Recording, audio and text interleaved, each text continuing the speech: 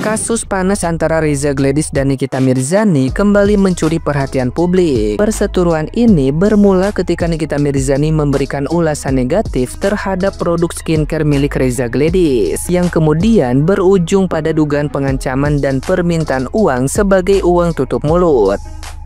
Merasa terancam, Reza Gladys melaporkan Nikita Mirzani ke Polda Metro Jaya pada 3 Desember 2024 atas dugaan pemerasan, pengancaman, dan tindak pidana pencucian uang.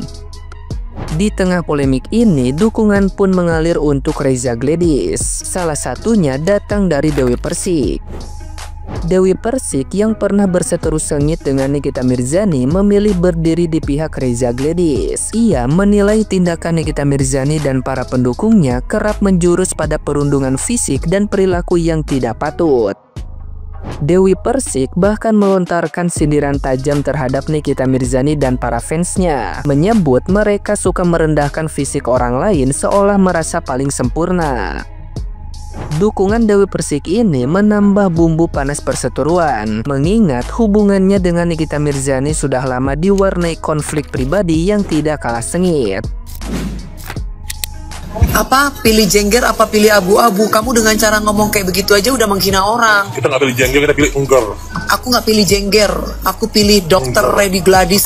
Siapa namanya itu? Reza Gladys. Reza Reddy Gladys. Reza Gladys. Reza Gladys. Gue nggak pilih pemeras, gue nggak pilih tukang bully, nggak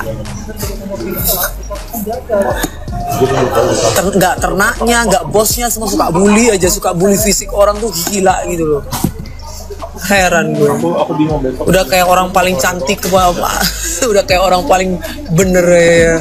Nah, gimana nih menurut netizen yang terhormat? Silahkan berkomentar ya. Ya, public warning BP POM sudah dikeluarkan ya. Ada beberapa produk. Ada 34 produk kalau tidak salah yang dicekal ya, bahwa produk ini mengandung bahan-bahan berbahaya. Ya, pertanyaan saya apakah cukup di sini saja?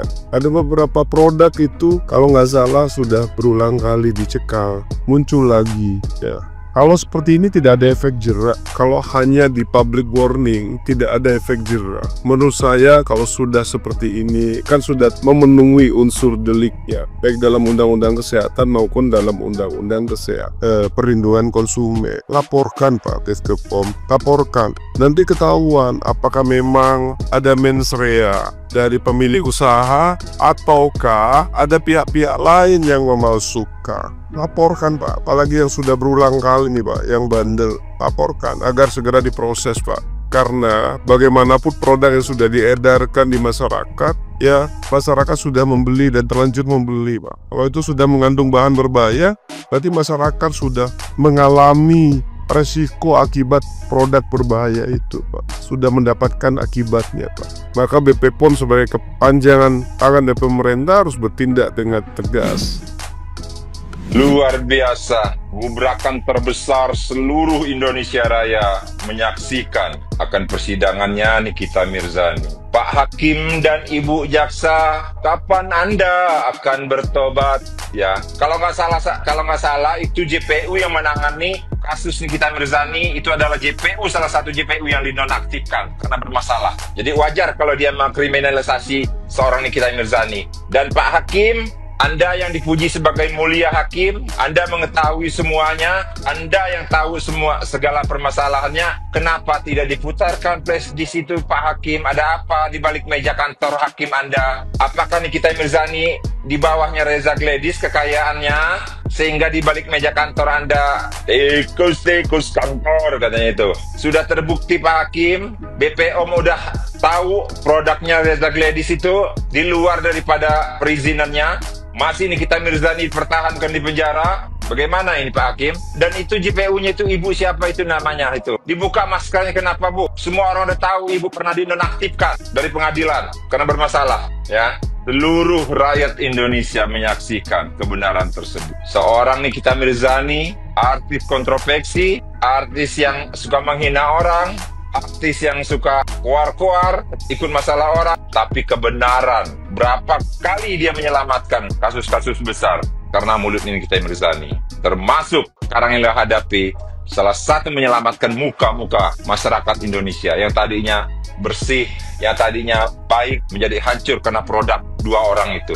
Sekarang terbukti ya, kekayaan kalian adalah dari hasil yang tidak benar ya. Muka orang rusak, kalian menambah deposit. Luar biasa Nikita Mirzani. Sekarang beberapa pejabat negara DPR turun berpihak pada Nikita Mirzani karena memang kebenaran ada Nikita Mirzani. Dan Reza Gladys ya, siap-siap 12 tahun penjara. Produk Anda sudah terbukti ya. Menyesalkan kan sudah dibilang sama Nikita Mirzani, jangan pernah melawan saya kalau tidak mampu, kalau tidak memiliki cukup bukti ya. Sekarang siap-siap 12 tahun penjara dan 5 miliar sebagai denda atas produk yang Anda keluarkan ya. Orang nanya kenapa Anda ketakutan karena saya dibilang abu-abu katanya. Aduh, cabut tuh izin kliniknya, udah hancur negara, hancur masyarakat Indonesia kalau itu produk masih dibiarin keliaran. Dah, pada intinya itu JPU bermasalah dan Pak Hakim ada apa di balik meja kerja Anda sampai Anda tidak mendengarkan suara seorang Nikita Mirzani. Itu namanya tindakan kriminalisasi ya. Seorang terdakwa memiliki hak atas suara di pengadilan. Siap-siap Pak Hakim ya. Terima kasih. Apakah Nikita Mirzani betul-betul dizolimi? Apakah perkara yang saat ini dia alami adalah bentuk kriminalisasi terhadap dirinya? Mari kita kupas kasusnya guys. Jadi kita flashback ke belakang. Dari mana asal-muasal kasus ini terjadi? Nah, ternyata sejak November 2024 lalu, Nikita Mirzani dalam sebuah siaran langsung di media sosialnya itu mereview salah satu produk skincare yang dimiliki oleh inisial RG. Ya udah kita sebut aja Reza Gladys, di mana dalam proses review tersebut Nikita Mirzani menjelek-jelekan produk dari Reza Gladys tersebut. Akibat perbuatan Nikita Mirzani itu sehingga membuat Reza Gladys pada tanggal 3 Desember 2024 melaporkan Nikita Mirzani ke Polda Metro Jaya dengan tuduhan pengancaman, pemerasan, serta dugaan tindak pidana pencucian uang. Namun sebelum dilaporkan oleh Reza Gladys pada tanggal 3 Desember, ternyata Reza Gladys berupaya menghubungi Nikita Mirzani melalui asistennya berinisial IM untuk menjalin silaturahmi ya. Namun menurut laporan, respon yang diterima malah berisi ancaman akan menyebarkan isu negatif ke media sosial jika tidak membayar.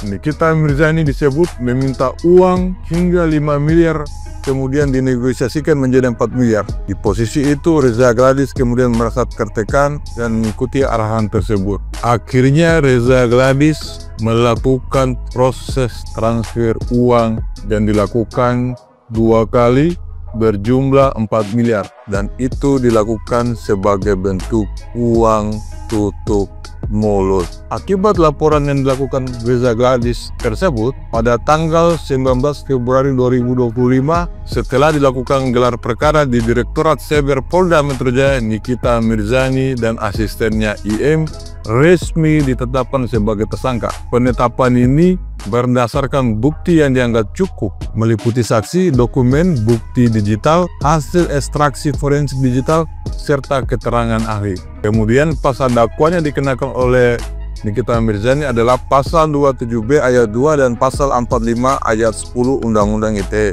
Ancaman hukumannya 6 tahun penjara. Kemudian pasal 368 KUHP ancaman hingga 9 tahun, pasal 3 dan pasal 4 Undang-Undang TPU ancaman hingga 12 tahun. Nah, kesimpulan dari kronologis itu, kenapa Nikita Mirzani menjadi tersangka saat ini, ya, yang kemudian dia merasa dizalimi, merasa dikriminalisasi.